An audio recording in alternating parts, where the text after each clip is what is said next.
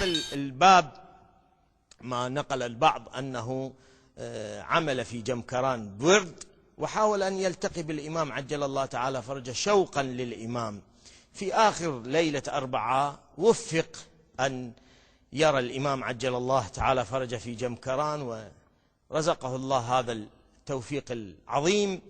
فسأل الإمام: سيدي، هؤلاء الناس كلهم، هؤلاء الناس بالآلاف جلسوا ينتظرونك، لماذا لا تظهر لهم وتخبرهم؟ فقد ظهرت لي.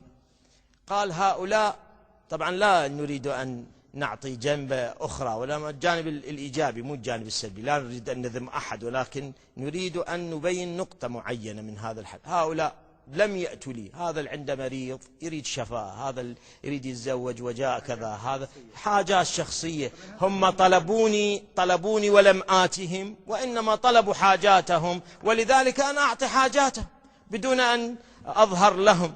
أنا أعطي الحاجات بدون، أما من يطلبني سوف يجدني وسوف أجيئه.